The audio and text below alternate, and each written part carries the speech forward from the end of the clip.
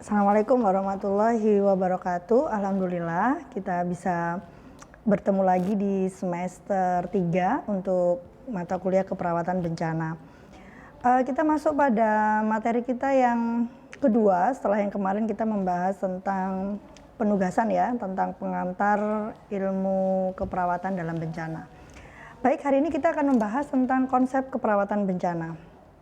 Kalau kita lihat di mana sih sebenarnya peran dari perawat dalam kondisi bencana, salah satunya adalah tetap untuk bisa melakukan kompetensi dasar nurse, di mana kita menolong pasien pada fase-fase tanggap darurat. Namun sekarang sudah terjadi pergeseran, di mana peran perawat itu tidak hanya pada fase bencana, tapi kita juga bisa masuk pada fase pra bencana dan pasca bencana.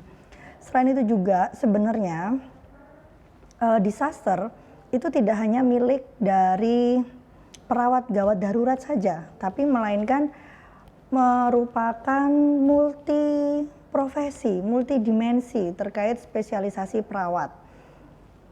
Bencana bisa dimasuki oleh perawat jiwa, perawat anak, kemudian perawat maternitas, apalagi perawat komunitas. Perawat komunitas justru memegang peranan yang penting pada saat di semua fase-fase bencana. Nah, kalau Anda lihat di gambar ini ya, ini merupakan kejadian real dari Stikes Hang Tuah ya, sekitar saya ambil 2 tahun yang lalu ya. Jadi terjadi angin puting beliung, kayaknya hanya lewat saja, tapi cukup memporak-porandakan genteng-genteng yang ada di Stikes Hang Tuah Surabaya. Ini juga salah satu contoh kerusakan yang disebabkan oleh bencana yang bersifat alam. Bagaimana dengan kerawanan bencana di Indonesia? Indonesia ini merupakan negara kepulauan ya, dimana kalau dulu dikatakan bahwa Indonesia adalah supermarketnya bencana, namun kini sekarang diganti istilah bahwa Indonesia adalah laboratorium untuk studi penelitian terkait bencana. Namun sayang sekali jumlah penelitian dari masyarakat akademisi Indonesia sendiri terkait bencana itu masih rendah. Saya lanjutkan. Kalau kita lihat dari definisi bencana, bencana merupakan peristiwa atau rangkaian ya yang mengancam dan mengganggu kehidupan masyarakat, baik bersifatnya faktor alam, non alam, dan juga disebabkan karena manusia, sehingga mengakibatkan korban jiwa manusia, kerugian harta benda, dan kerusakan itu baik bersifat lingkungan maupun juga bersifat psikologis. Ya.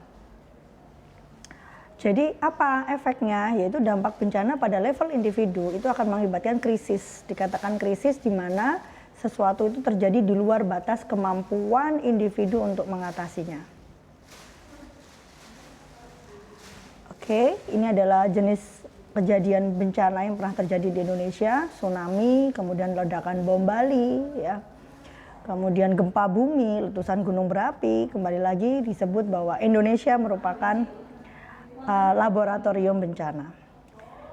Kemudian, nah overview dari disaster saat ini, terjadilah pergeseran paradigma konvensional yang dimana dulu tindakan kita, peran kita itu pada fase tanggap darurat bencana, namun kini kita sudah ke arah pra bencana sendiri sampai pada pasca bencana. Jadi kita mencegah atau yang disebut dengan mitigasi ya, preventif, melihat apa-apa saja yang kemungkinan besar itu bisa kita cegah sehingga mengurangi jumlah korban ya. Kalau bencana yang dicegah sebetulnya tidak bisa ya, tapi untuk mengurangi jumlah korban itu penting. Salah satunya dengan meningkatkan pendidikan terkait bahaya bencana, sadar bencana terhadap masyarakatnya, apa yang harus dilakukan pada saat terjadi bencana, bagaimana pertolongan penyelamatan diri itu penting.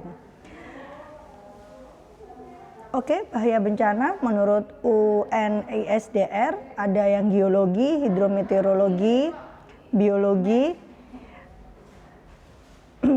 dan biologi, teknologi, serta lingkungan. Jadi adalah jenis-jenis dari bahaya bencana. Bencana alam pasti diakibatkan oleh peristiwa serangkaian kejadian yang disebabkan oleh alam seperti gempa bumi, tsunami, ya, kemudian banjir, kekeringan. Lalu yang berikutnya adalah bencana non alam. Kalau bencana non alam sifatnya tidak alam, seperti pandemi corona ini yang sifatnya sudah mendunia, ya. Maka ini termasuk juga sebagai bencana non alam, wabah penyakit.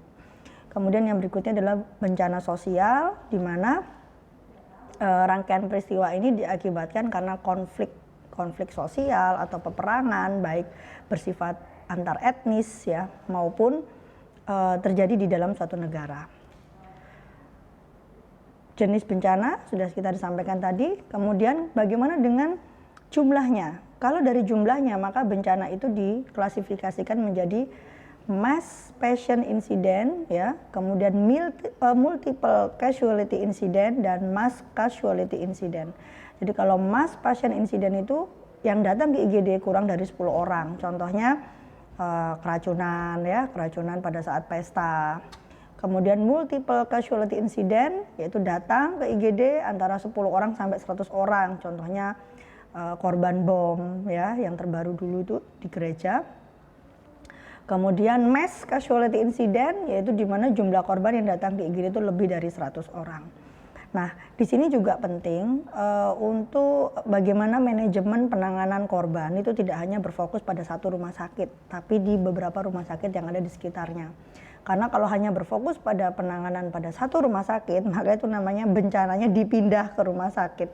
Jadi overload di IGD, ya, seperti itu.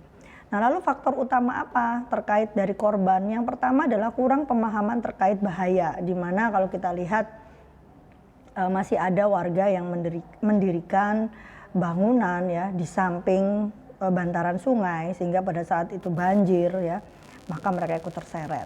Kemudian yang berikutnya sikap perilaku merusak sumber daya alam, ya, penebangan hutan mengakibatkan longsor, kemudian membakar hutan untuk membuka lahan baru, akhirnya mengakibatkan kabut asap, ya. Kemudian yang berikutnya adalah kurang informasi peringatan dini. Ini sering terjadi pada kasus-kasus seperti tsunami, ya, di mana pada saat itu masyarakat mengira dengan banyaknya ikan lalu surutnya air laut, mereka beramai-ramai datang ke pesisir untuk menangkap ikan, padahal itu akan terjadi hantaman tsunami yang berikutnya. Kemudian yang terakhir adalah ketidakberdayaan dalam menghadapi ancaman bahaya. Siapakah orang-orang ini? Itulah yang disebut dengan kelompok rentan, yaitu anak-anak, kemudian wanita, lansia, dan orang miskin, ya. Dalam kondisi normal saja mereka masuk dalam kelompok rentan, terutama yang orang miskin, ya. Mereka hidup dalam kekurangan, apalagi pada saat bencana. Baik, itu yang bisa saya sampaikan untuk hari ini. Silakan untuk dipelajari, dibaca lagi materinya. Silakan feel free untuk diskusi di kolom kelas kita di Google Classroom. Tugas Anda pada hari ini adalah mengerjakan kuis, ya. Jadi baca dulu materinya, kemudian kerjakan kuisnya. Ditunggu sampai pukul 23.59 dini hari nanti, ya. Semangat, semoga sukses, ya. Terima kasih. Assalamualaikum warahmatullahi wabarakatuh.